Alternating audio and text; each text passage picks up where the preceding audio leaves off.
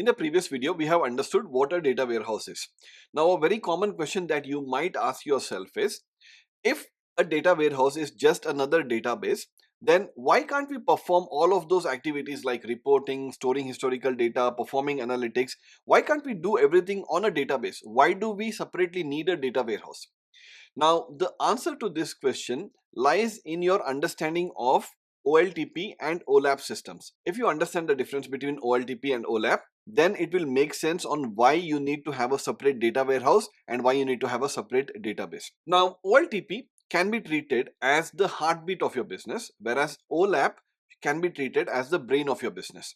Let's start with OLTP. OLTP stands for Online Transactional Processing.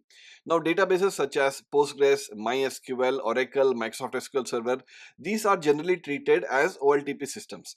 Now, these OLTP databases are designed in such a way that they should be able to handle thousands of tiny lightning fast transactions per second efficiently.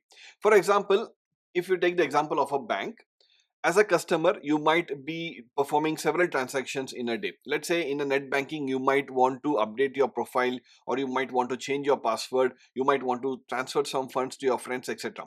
All of these transactions can be efficiently handled by OLTP databases because they are designed to handle these write and update operations very efficiently.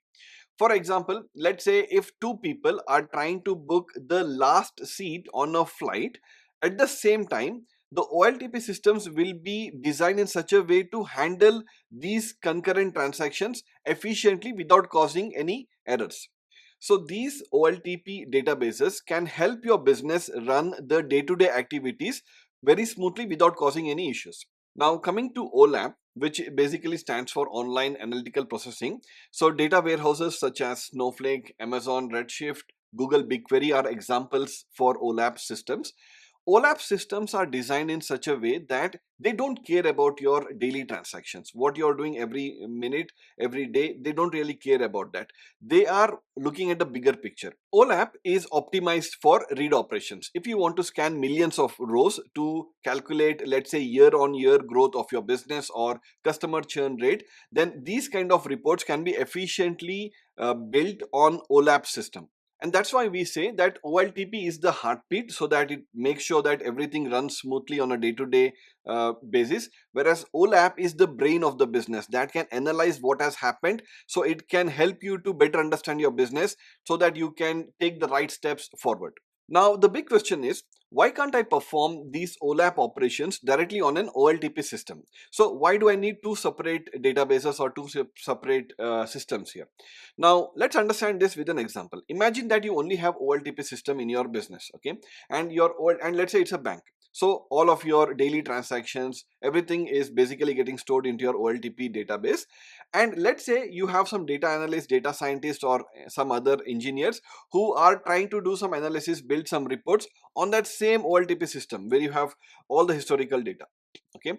Now, it could happen that your data analyst could run some query to, let's say, find the year-on-year growth of your business, which is like consuming a lot of memory and lot of CPU because they are writing a very complex SQL query. This complex SQL query might consume all of the memory and CPU that is available, which might in turn lock the table that, let's say, a transaction table or something, and this might impact your day-to-day transaction that the customer is doing.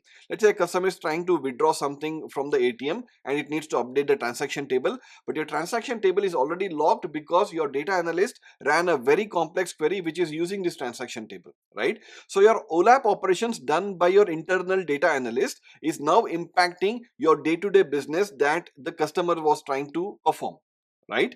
So this is why you do not want to have one single database for OLAP and OLTP, because your OLAP operations, which might consume a lot of resources, might interfere with your day-to-day activities that could happen on an OLTP system. And that is why you want to segregate the OLTP systems separately, and you want to have a separate data warehouse for all of your OLAP operations. So this is basically the science of separating the OLTP from OLAP. OLTP is for your day-to-day daily transactions. OLAP is for your historical data so that you can analyze it, build reports, and understand your business better. I hope this makes sense, and I hope you now understand what is the difference between OLAP and OLTP and why we need to separate these two systems.